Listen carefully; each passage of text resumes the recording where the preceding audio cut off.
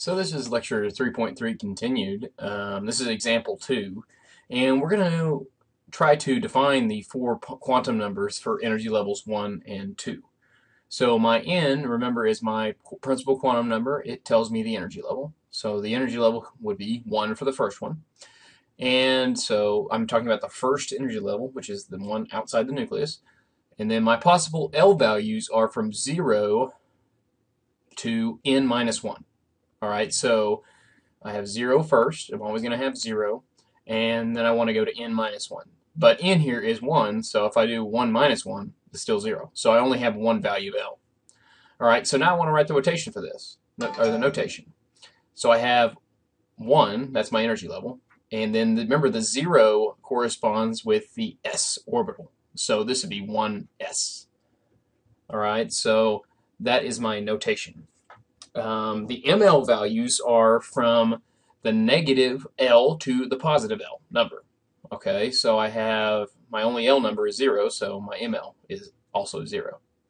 And then each of these orbitals, each of these m sub L orbitals can hold 2 electrons. Remember, one with a negative 1/2 spin, or well, we usually fill positive first, and then one with a negative 1/2 spin.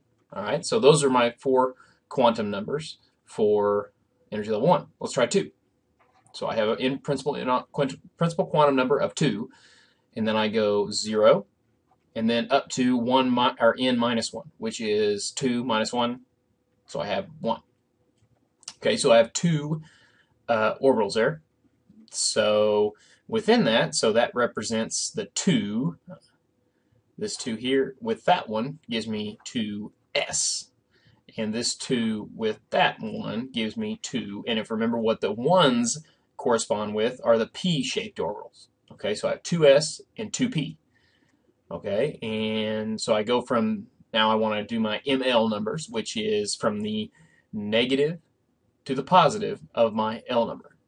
All right, so my highest L number is 1, so I go from negative 1 to, or, well, let's start with the first one, I guess. So I have first, let me erase that. Getting ahead of myself here. Eraser. Eraser. Yeah, I don't want to erase it. Okay, I erased my erasing sound there. And I'll go back to my pen. Okay, so I want to write the ml numbers for my 0 first. And of course, we know ml of 0 is 0. It's only from the negative L to the positive L. And then let me do the 1. So I have negative 1. I also have 0. And I also have positive 1. Okay, so now I go from the negative 1/2 to the positive 1, or the positive 1/2 to the negative 1/2 for that. Okay, for my first one there. Okay, so 2 electrons go in there. And then 2 electrons can go in each of these as well. Okay, so I have positive 1/2. I have a negative 1/2. And that could go with my negative 1 here. All right. Then I have my 0, and I also could fit 2 electrons in there. One spinning upwards, one spinning downwards. And then I have my, there, okay. I always keep clicking buttons. I don't know, I gotta get this figured out. And then I have my positive 1/2 and my negative 1/2 for my positive 1. And negative 1/2. All right, so now, how do I know how many electrons can fit in each of these energy levels? Well, the energy level 1 can fit 1, 2 electrons. One spinning upward, one spinning downward. Energy level of 2 can fit 8 electrons. Okay, let me get, oh no. Oh no, I think I just made it mad. I've got to get better with this pen. We don't want to go back. We want to go forward. We never want to go back in life.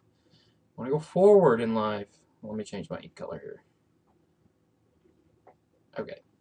So, I have 1 electron there, 1 electron there, 1 electron there, 1 there, 1 there. It's getting repetitive. 1 there, 1 there, 1 there. So I have 8 electrons in the second energy level. 8.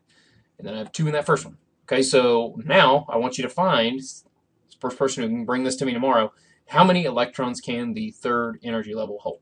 So that, I'm keep holding you to that tomorrow.